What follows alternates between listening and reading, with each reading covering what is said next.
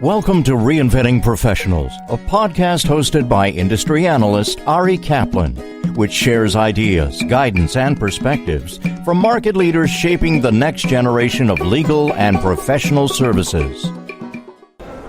This is Ari Kaplan at the Masters Conference 2017 in New York City, speaking with Robert Childress, the founder of the Masters Conference itself. Yes. And it is really a privilege to talk to you today. How are you doing? Good, Ari. How are you, my friend? I'm doing well. So thanks for having me here. Tell us a little bit about the evolution of the Masters Conference. Well, when we first started, we had this gentleman named Ari Kaplan who came to the first conference, and he had the vision and gave me the right insight and told me exactly what to do, and I've just been following his plan from the day he shared it with me. That's it. And so from that point on, I've just been doing what you clearly had mapped out. And in fact, I was excited to see you today because I don't know what to do, and I was hoping you could lay on that knowledge for the next 10 years, because I'm really kind of hurting, Ari. So if you could, I don't know if you want to record it for all your listeners here, but maybe not, because it's secret stuff. Secret sauce.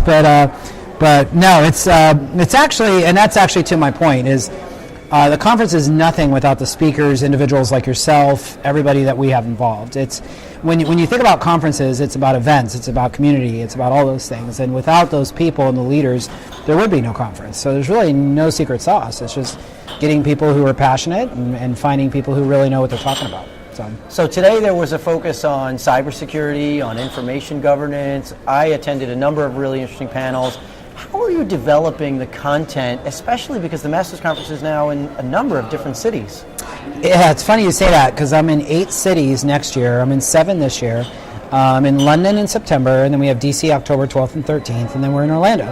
And we're developing content. We have our cabinet, which is a bunch of individuals that we've handpicked and worked together to build a platform that actually has different elements. And what I mean by that is, when you look at a lot of the conferences that happen in our space or outside, is they tend to be, they have horse blinders on, and they're focused on one thing, right? I mean, we have a lot of IG conferences, and we have a lot of things like that.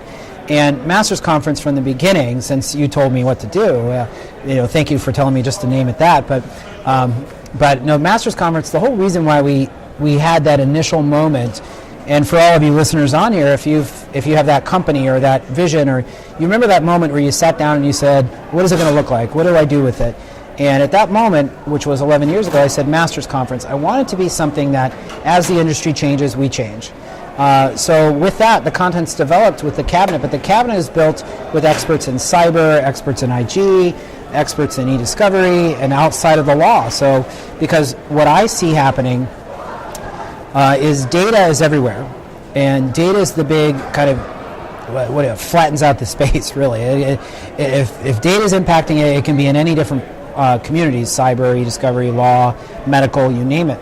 And so we actually are running a conference around data, technology, not just e-discovery, if you think about it. So I know that's a long-winded answer, but that's basically how we develop our content and why we've developed it the way we have. So, where do you see the industry headed, especially given your perspective of looking at this from a data-centric scenario? Well, it's interesting, because we kind of had, I don't know if you would agree, but we had a moment in time. I remember running some of these sessions in 2009 where it was like, this is what's going to happen. And it was talking about consolidation and all these things, and I still haven't seen it happen. And I kind of, in 2017 going into 2018, it's like we've been talking about the same subjects and a lot of this stuff for years now, and I still run across large corporations that still deal with the same issues we had 10 years ago. And so I start to think about it like, well, why aren't we changing? And to be honest, I think it's because of the law schools. I don't think the law schools are actually educating on any of really this stuff. So it's hard to tell. It's like, as you think about it, it's data is impacting our space, but when you go to, like, and I don't know if you agree, but if you go to CES Electronics Show, they're talking about the same thing we are, but they're not talking about it from a legal perspective, right? But in the legal world, everything that they do over there impacts us, right? Like Facebook, global positioning, all the things that happen. law enforcement collecting data. I heard someone today, I don't know if you heard it, I heard someone asked about collecting from Nest. I don't know why. Would you know why? Yeah, because there are ways to determine if someone was home at that time, I and guess, that will dictate location. No, the Internet of Things has become a very interesting So I get that area. part, right? So think about it for a moment. So now we go to CES. Like, let's pretend you and I take this thing and we go to CES, and we hear Nest has this brand new feature, right? Let's say it's facial recognition, but yet for some reason in our space, we don't talk about it till like 3 or 4 years from now. It could be because nobody litigates over it or something happens. But on the other end, it's like, well, wait a minute, what if we got ahead of it?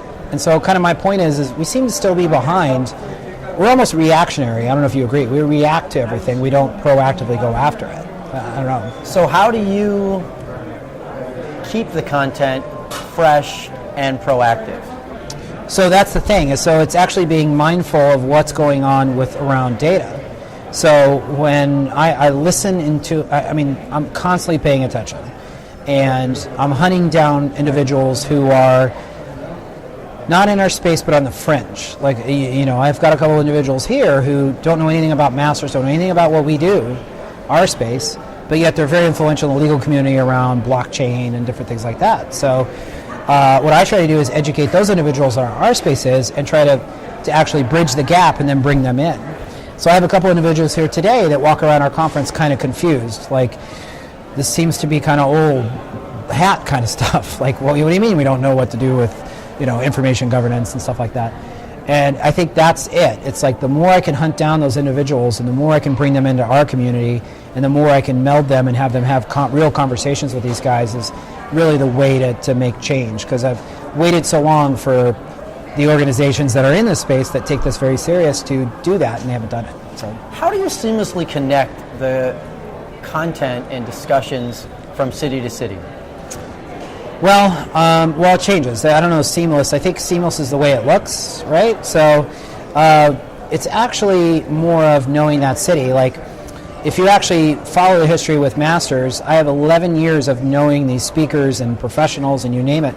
And quite frankly, a lot of the speakers that we've had over 11 years and a lot of people that we work with are in those cities or might be in San Fran or might be in Dallas. And it's just very easy to communicate to them and say, okay, who's the right players, who do we work with, and what can we build the same model that we've got either in Chicago, down in Dallas, and so on. So it's more of a process that we go through, but being that Masters, and I guess kind of the commercial is being that Masters has been around for so long and trusted for so long, it's really easy to take the same conversation to different cities. The only challenge is that I actually I was in London and we were working on a session and I had helped them with a PowerPoint and actually put in their FRCP. And I don't know if it's okay to say this, but they're Brits, so we'll get away with it that way, right? But in their British accent, they were all on the call with me and they said, Robert, nobody cares about your damn FRCP. And I'm like, actually, that makes sense, right? They wouldn't care. And so there is moments where we don't have it all right, but for the most part, it's pretty easy to repeat. So, well, this is Ari Kaplan speaking with Robert Childress, the founder of the Masters Conference at the Masters Conference in New York City 2017. Robert, truly a privilege. Thank you very much. Same here, Ari. Always a pleasure. Thank you. Thank you for listening to the Reinventing Professionals podcast. Visit reinventingprofessionals.com or arikaplanadvisors.com to learn more.